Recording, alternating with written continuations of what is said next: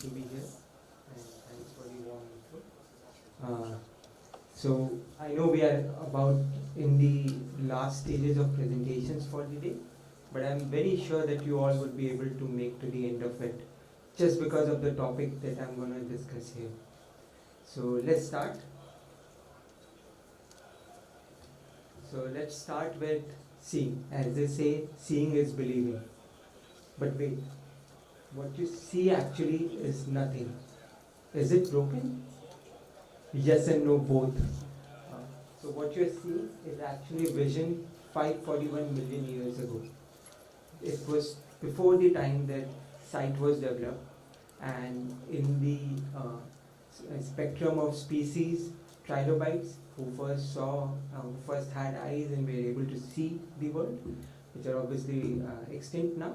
But that's where the journey of vision has started to where we are today in terms of talking about the mindset. What exactly is mindset?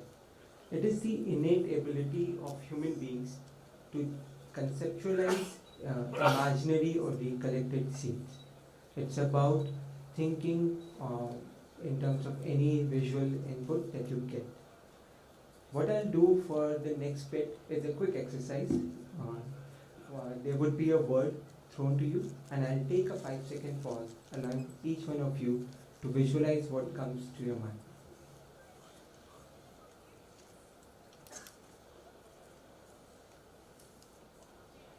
Great. So when I see this word cat, what comes to my mind is the picture of my cat in my backyard, and I'm very sure that if I were to go around this room, each one of us would have visualized a different version of this cat. Different in terms of color, different in terms of the environment they are in, different in terms of the activity that the cat is doing, whether it's sitting, walking, playing, or anything of that sort. This is what our mind's eye is. So when you are thrown with a word, whether in textual form or in speech, or even in terms of an image being shown to you, that evokes a cognition in your mind. That cognition leads to the building of reality as we see it. So why is it even important? This mind's eye, especially when it comes to spatial understanding, it helps us to understand and navigate through those environments. So as you would see in the image, whether you are provided with a textual input or a visual input, you would be able to visualize what that map has to look like, just because of the conditioning that we have had.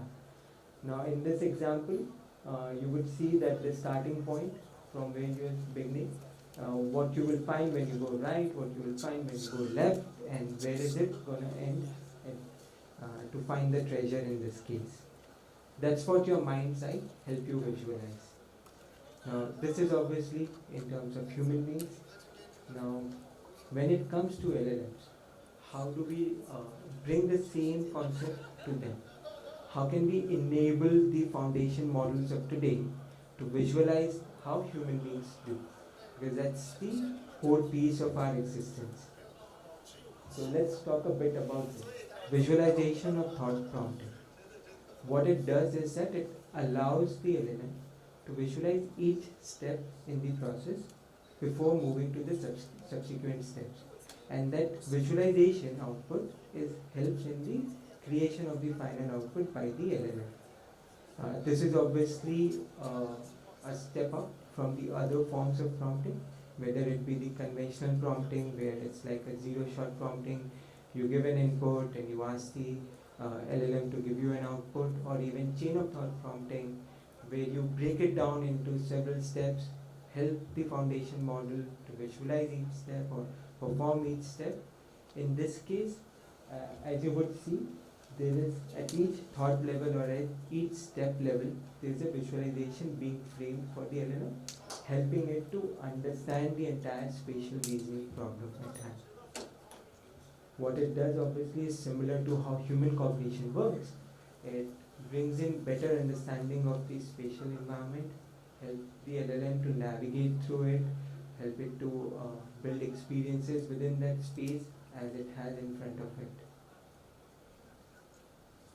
there's of course a lot of empirical success now, which has been built around it. There were 4 different approaches which were taken over here.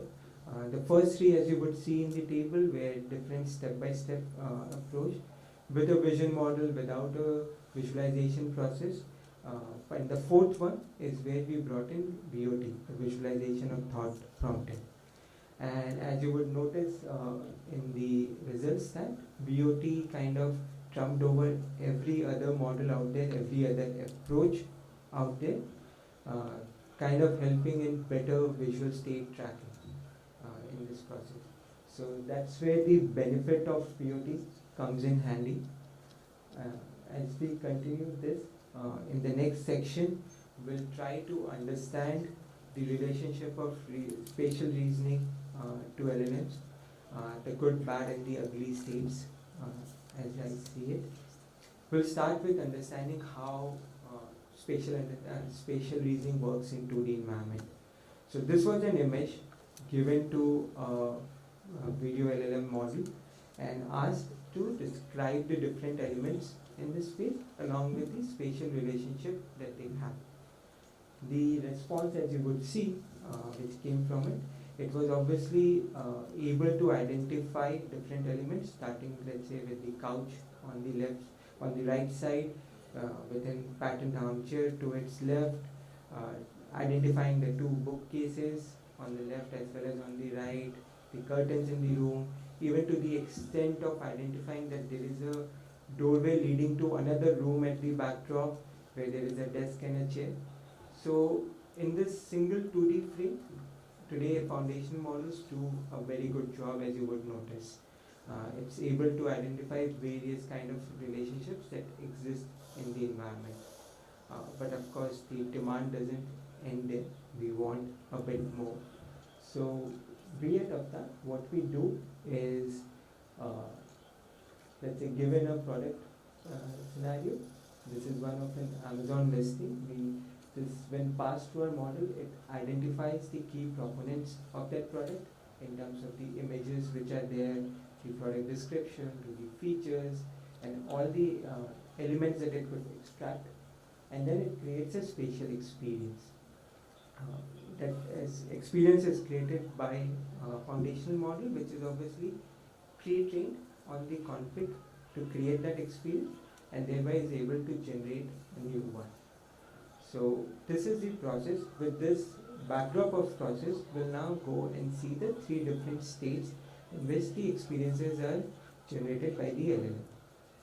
We'll obviously start with the ugly, which is with conventional prompting, as I was earlier pointing out. This is with no support in terms of step-by-step guide, no visualization provided to the LLM, just given the config of the page that comes in and asks it to generate something.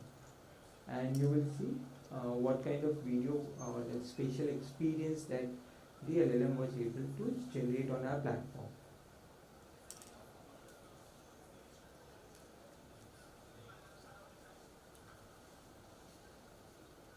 So at the end, what I like to kind of point out is the elements which did work out over here.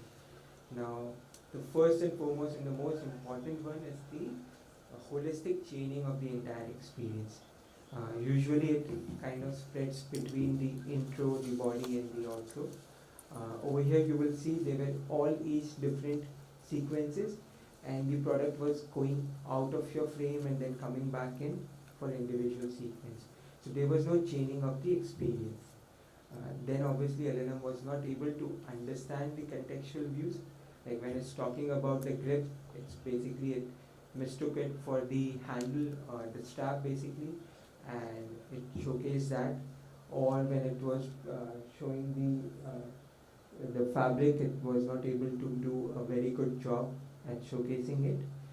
And obviously the overlap, which was evident throughout the video, right? Overlap between the text itself, overlap of text versus the product. That entire understanding of spatial, the environment was missing in this experience. So now if we move ahead, let's come to the back.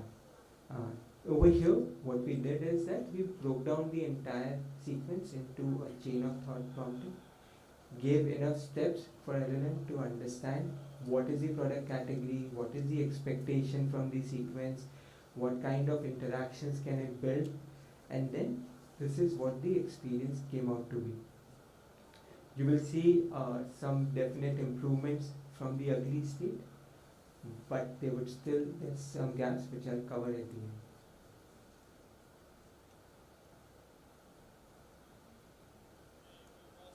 So as you would have noticed, this time the chaining of the experience was much better because it was better connected with each other. The product wasn't panning out of the screen, it could stay there and you could build an experience around it. But what it could not still solve for completely is the overlap of elements with each other, where the text would come on top of the object or behind the object, and it will not give a very good understanding and the canvas understanding of the entire space. So sometimes the text will get cut or the object would go out of the canvas. How to understand what's happening at each frame, that again was missing because the visualization is not happening. So basically to sum it up, the gaps which exist in spatial understanding today with foundational models are across three categories. The first is the storytelling over a longer context. Now we have chain of thought prompting and context learning, as you just saw in the previous video, which develops this. But there are still possibilities of incoherent narratives to be driven out of it, as it may not be able to piece every sequence together. The second one is the inter-elemental relationship, the overlaps that you just noticed between the text to text or between the product and text. There are various 2D vision layout models which are very good at it. Then now over the advent there have been video LLMs and 3D LLMs that are today doing a much better job at it in terms of understanding the contextual layouts. But these are again very much limited to a smaller experience. When you try to stretch it to an entire length of experience, they start failing. The overlapping and overcrowding of elements start happening when you look at the longer duration of an experience being built. And the third one being coherent motions and interactions, understanding the difference between similar looking motions as to what should be the part of a feature description or an intro of the experience. Ability to differentiate is a key aspect lacking today, and as you also saw, the non-understanding of canvas space as to where is the user looking at, is the object going or the text going outside the canvas. All these are gaps which exist today in a general form of LLM building a spatial experience. That's where VOT prompting comes in handy. I'll first run this quick video where you will see definite upgrades to what the previous versions, the bad and the ugly. The good state will show you a much better output, and then we'll talk a bit more about what's making it happen. So as you would have seen, it was a much better chain experience with no real overlaps happening. The context was there. So when the video was talking about the leather grip, you could see the leather handles being shown. When it was talking about the surface, you could see the material being shown. So that context was there. How does it do that? So what makes it different in our approach, right? So we bring in obviously common sense grounding, which is very akin to how humans would also do it. It's enabling the foundation model to reason on the basis of common sense. As I was saying, depending on the topic that you are showcasing, how can I bring a contextual view to that? When I want to talk about the handles, I'll show you the handles rather than the back of the product. So that understanding, it's very commonsensical for all of us, but with the help of VOT, we are able to bring that to the LLMs. help them visualize at each step. Reinforcement learning, another human ability which makes us stand apart from AI today, just the ability to do trial and error. So we make the LLM to question its own output in terms of what it has generated. Is it looking nice or not? Is it fitting into the context which is at hand? And then only it passes on into the experience stage. Of course, the deep learning of neural networks come into play, as we humans do also. It's the neurons that we have which helps us, the multiple synapses that we have, which helps us to build or think in terms of spatial reasoning. That's what we are also doing with LLMs and helping it go deeper in terms of building more complex relationships between different elements. And last but not the least is the learning of transfer from simpler to complex models. So what you would have seen in the good version of the video, the variations were still quite simple. They were not any bespoke or complex sequences that you would have seen built into the experience. That's where the next stage of evolution lies in terms of taking this forward.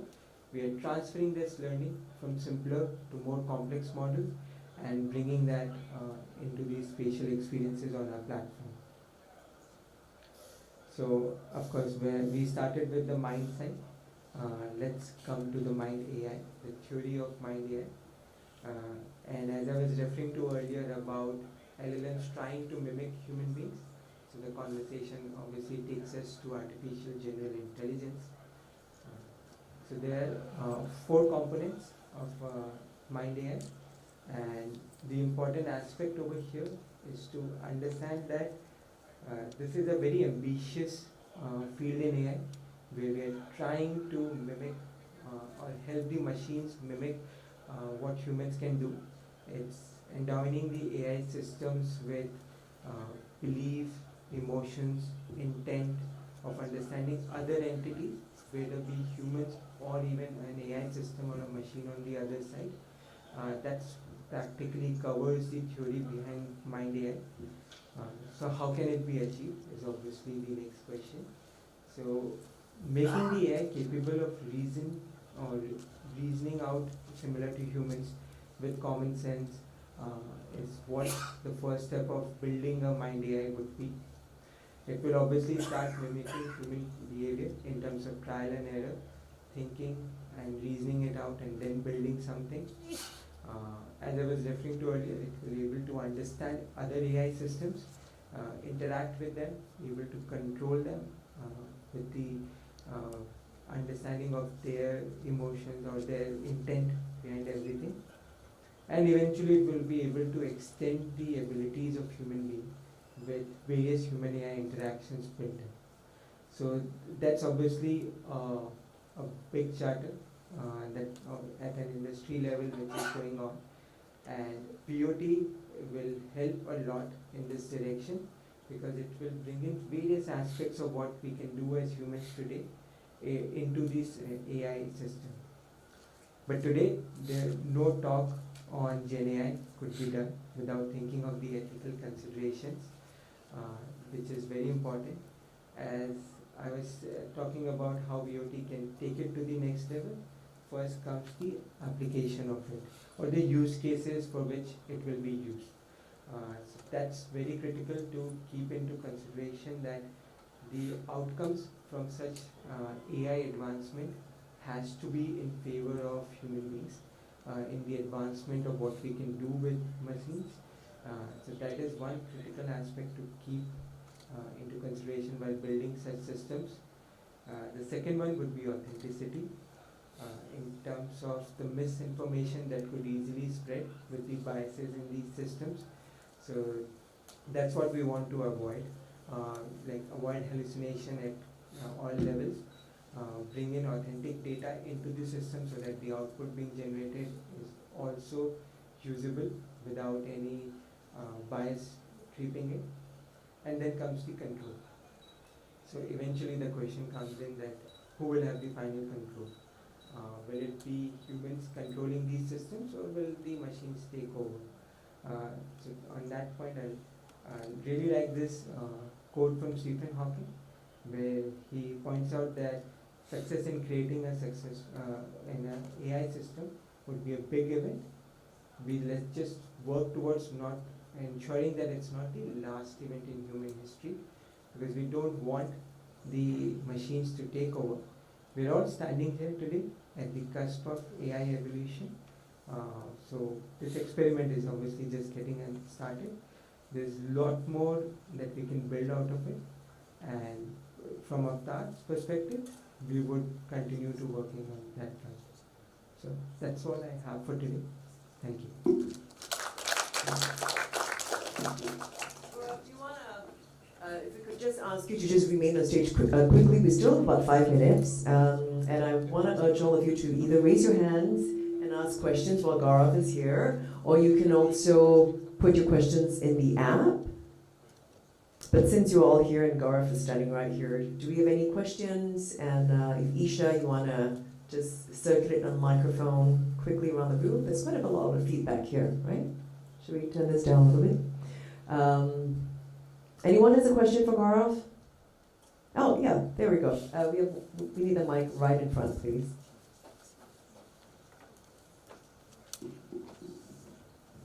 Yeah, that was really interesting. And for me, like obviously the simplicity of the first demonstration was fairly benign, but what are your thoughts on the challenges of maintaining consistency and persistence? If you're talking about human replication, what challenges do you see with retaining memory in regards to having someone engage with a virtual human and then having it come back and then remember the prior conversation?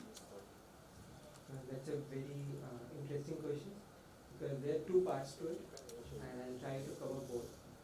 First one is that even understanding this context for the duration of that session. So while you're interacting with the system, the ability of that model to comprehend each and every ask from your end and take that into consideration, which is still an easier task to handle today with the VOT prompting, as I was referring to, because otherwise, like most of the video LLMs or other vision LLMs that you will see, they are not able to retain that context over a longer period of time. So with this, we are able to solve the first one. Now the second one comes to most that you were alluding to, that over different sessions with the same machine, when a human comes back to ask a similar question, how does it do? So that's where the piping of that feedback into the loop is critical, where you learn from your experiences. We as human beings don't just arrive here on a particular day, right? It's a growing and learning over a period of time that has brought us today where we are. Similarly, the LLMs need to understand from each interaction with the human beings, and that's knowledge has to stay with them. That cognition leading to the building of understanding has to stay with them, which will eventually help it to achieve what we can do otherwise as humans.